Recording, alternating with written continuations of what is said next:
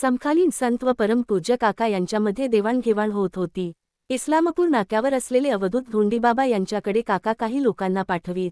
पावसाचे सिद्ध पुरुष स्वरूपानंद यांचे काही शिष्य परमपूज्य काकांच्या दर्शनाला येत।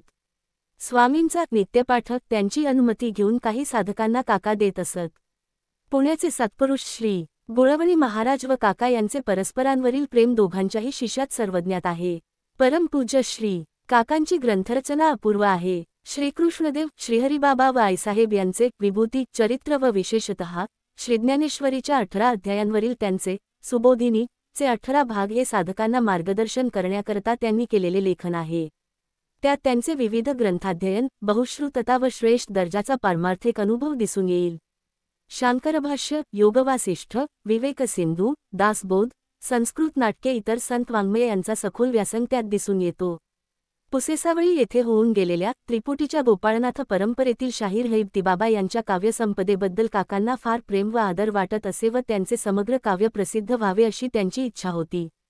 पण परमपूज्य काकांच्या जिव्हाळ्याचे खरे स्थान प्रेमाचा विषय म्हणजे ज्ञानेश्वर माऊली व त्यांचे वाङ्मय।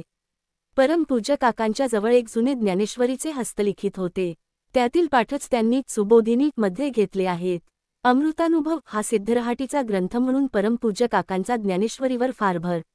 विशेषतः ज्ञानदेवांच्या विरहिण्या काकांना फार प्रिय। भगवान श्री ज्ञानदेवांच्या काही विरहिण्यांचा गूढार्थ काकांनी सुबोधिनी मध्ये प्रकट केला आहे। सुबोधिनी चे सूक्ष्म वाचन ज्यांनी केले आहे त्यांना ज्ञानेश्वरीमधील 6व्या अध्यायातील काही गूढ अनुभवात्मक योगपर ओव्यांचे काकांनी केलेले रहस्योद्घाटन विचारांना चालना देणारे वाटेल। श्री बागोबा महाराजांना एकदाच परमपूज्य काका म्हणाले होते, बागोबा ह्या गोविंदाने माऊलींची प्रत्येक ओवी अनुभवलेली आहे। किती मोठा अनुभव ते सहज सांगून जातात पहा। सद्गुरू माऊलींची एक ओवी अनुभवली तरी जीवन धन्य होते। इथे परमपूज्य काका प्रत्येक ओवी अनुभवली आहे म्हणून सांगत आहेत। बापरे, श्री ज्ञानेश्वर महाराजांना संगीत प्रिय होते व त्या शास्त्रात ते तज्ज्ञ होते असे परमपूज्य काकांचे मत होते म्हणून काही अध्यायातील ओव्या कोणत्या रागदारीत गाव्यात याची माहिती ते देत असत।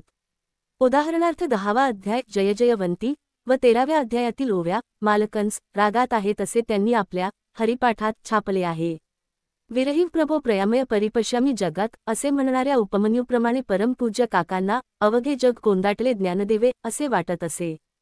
त्यांना सर्वत्र सर्वकाळी श्री माऊलींचीच प्रचिती येत असे।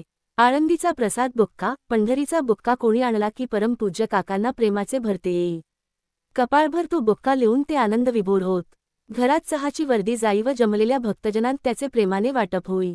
वर्तमानपत्र घरी येत असत। शेजारच्या खोलीत मुले रेडिओ लावीत असत। पण जगाच्या जीवी आहे परी कवनाचा काही नव्हे।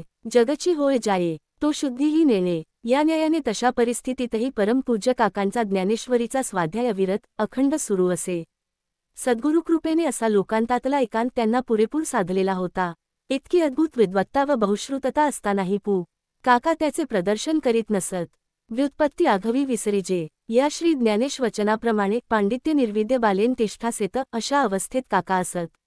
जाणीव शहाणी व ओझे सांडून या दूरी आपणी वस्तीकर वर्ततसे संसारी असे परमपूज्य काका वागत। पुढील भागात